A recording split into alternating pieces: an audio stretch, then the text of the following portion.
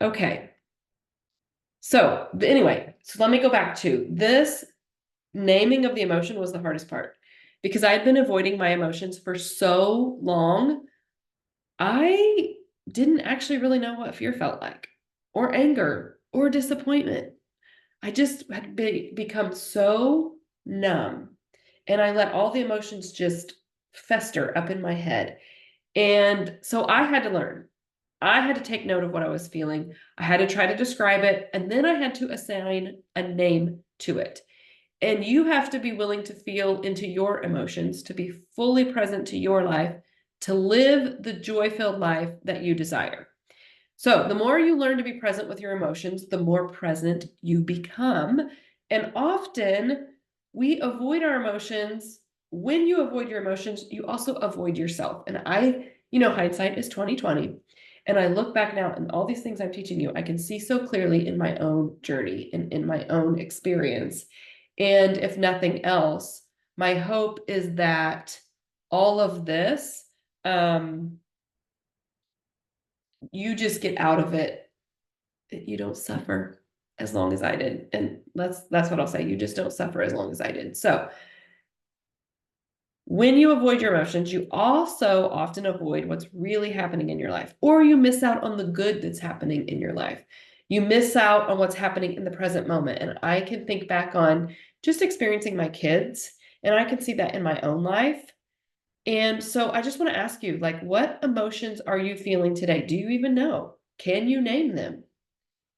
And last week was about our suffering sentence. And even if that sentence that you figured out last week, even if your suffering sentence is what's causing the emotion, you have to ask yourself, like, what is the gift of the emotion? Or what is the message this emotion is trying to send me or teach me?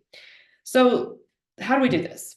Right? Like, okay, this all sounds good and well, but how do I actually do this? Okay, so I've got 3 questions for you to start with to ask yourself when you are ready to face your emotions. The first one is, what is the emotion?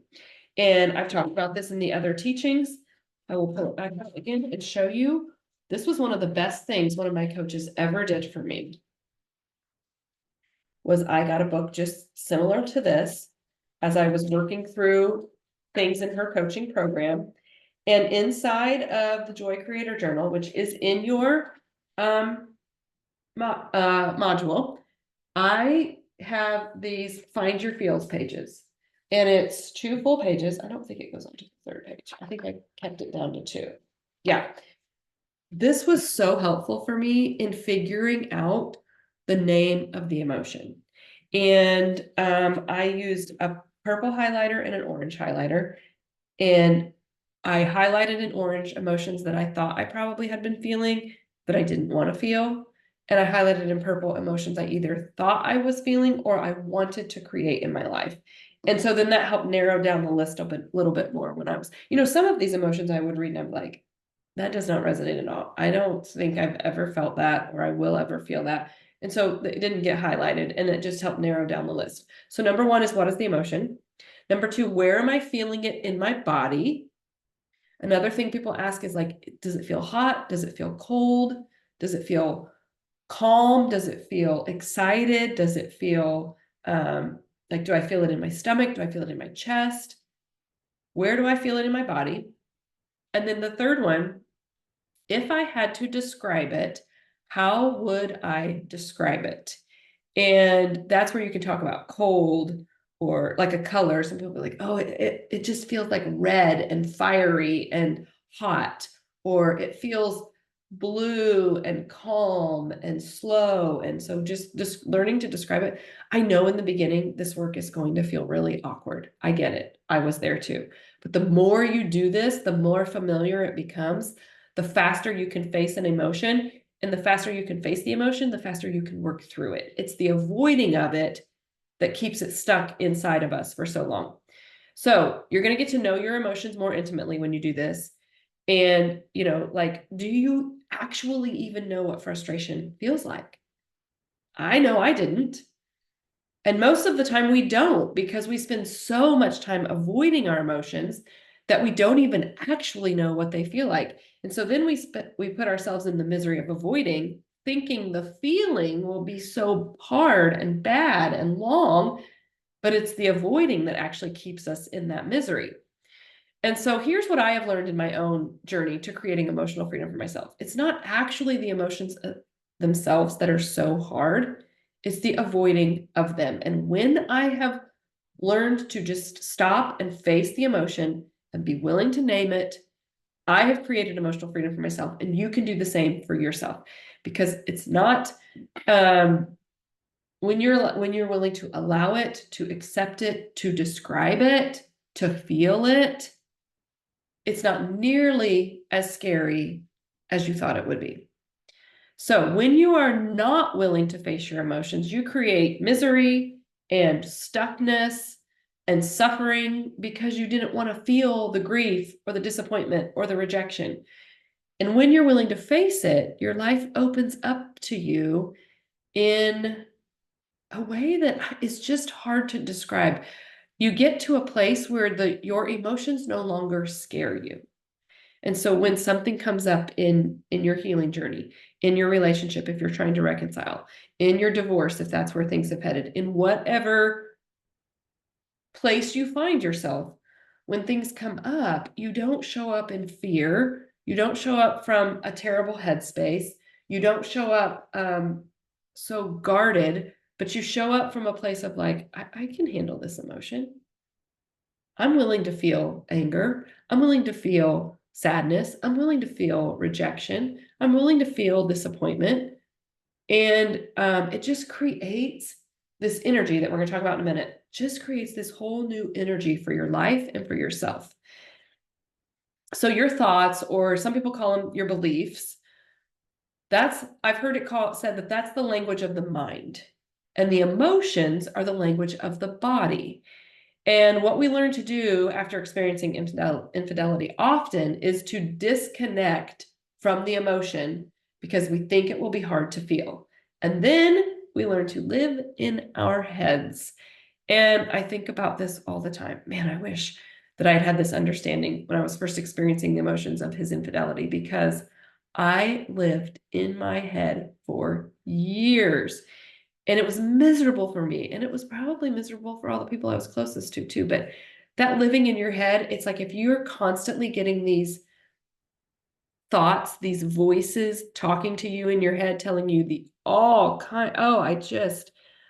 I had no idea how to quiet my mind. I had no idea that quieting my mind or facing my emotions would quiet my mind.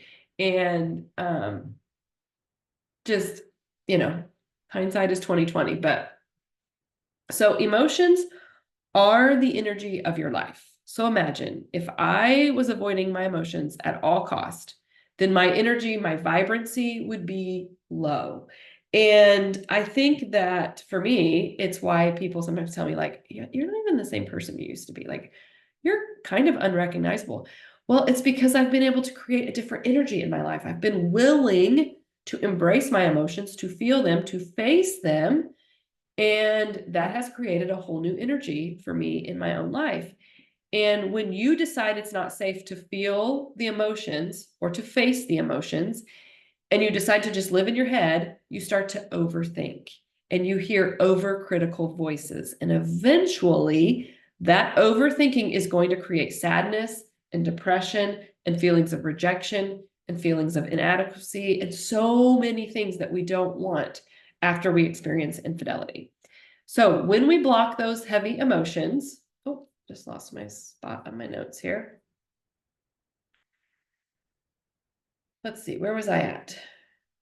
When we block those heavy emotions, we don't have the full energy of our lives. So not only does facing the emotions create the ability to experience the fullness of your life, it gives you the energy of life that you want. You know those people, you see them on social media, you know them in person. They just are so full of energy, and so you are just attracted to them. That's what you get to create when you face your emotions, when you become available to all of the emotions, because they all carry wisdom. So, for example, when you are feeling sad because of the betrayal, ask yourself, what is the wisdom this sadness can teach me and then just allow it to be there. And don't try to instantly make yourself feel better. Don't go eat a cookie. Don't go scroll social media. Don't go phone a friend. Don't go get revengeful. And a great way to do this is when an emotion comes up that you're like, I don't really want to feel this emotion, but I'm practicing this. I want you to say to yourself, of course I feel this way. So for example, of course I feel sad. My husband broke our bond of trust. Of course I feel scared. I've never lived on my own, or I've never been a single working mom before. Of course I feel angry. Like, just if you allow that, that's part of the accepting of the emotion and the allowing of the emotion. Of course I'm feeling revengeful right now. And when you become aware of it, the actions you take from that emotion will be completely different. Also, when you are allowing yourself to feel the emotion, it's allowing you to be fully human.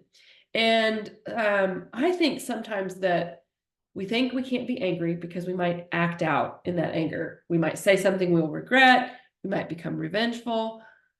But I actually think it's the not allowing the anger to be there will cause you to act out so much more than allowing the anger. One of my kids, and I think I've shared this before, came home from first grade, and she was like, you want to know what my teacher taught me? We were like, what? And the first thing she did was she's like, it says, wow.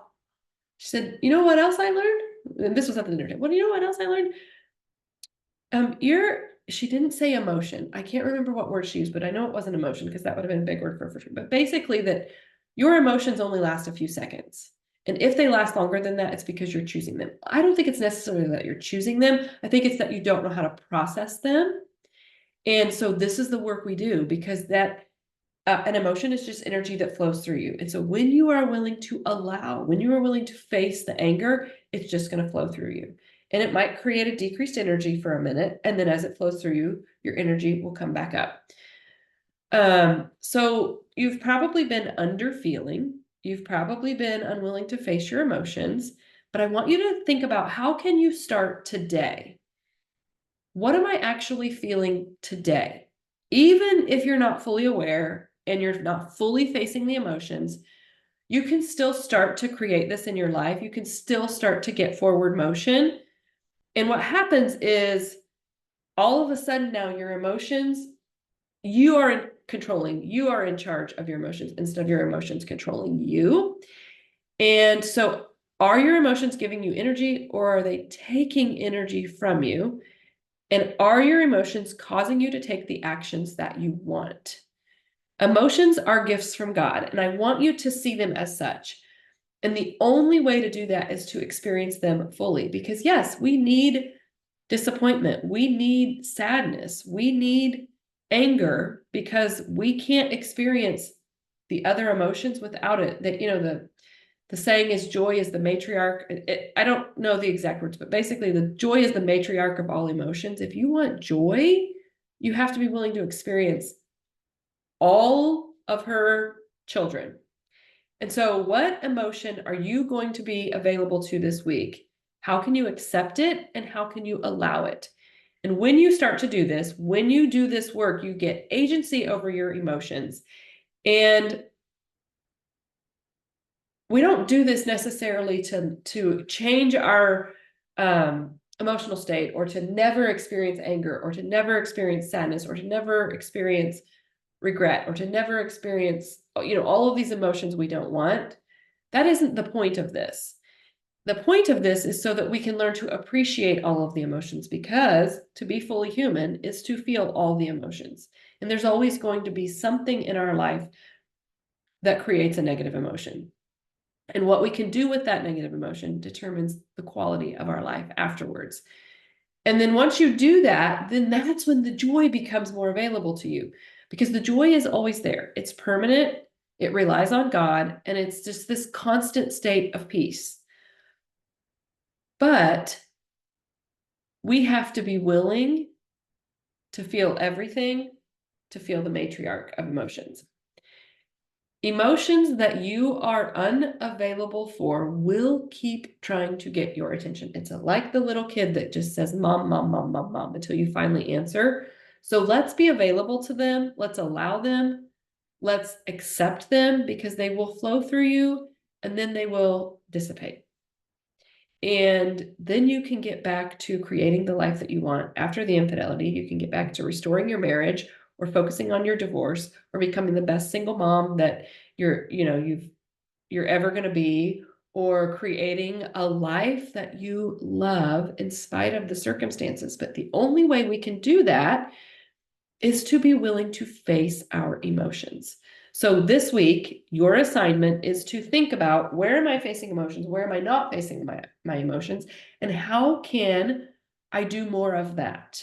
How can I acknowledge, be available, allow, accept the emotion that comes up? You get a text message from your ex-husband, you get filed divorce papers, like whatever it is, how can you be willing to feel what comes up, so that then you can move into creating what you want after that? And that's the only way we do that. So this week, we're going to face our emotions. Like I said, bring your questions to the call tomorrow. Remember, if you can't make it live to the call, you can respond to one of my emails. You can go into our community chat and you can put in a question, and I will answer that question on the call. And then you can go back and listen to it. So I wanted to make this available to everybody, even if they couldn't show up live to a call, to still get some coaching. So I will see you tomorrow for coaching. And yeah, love you. Bye.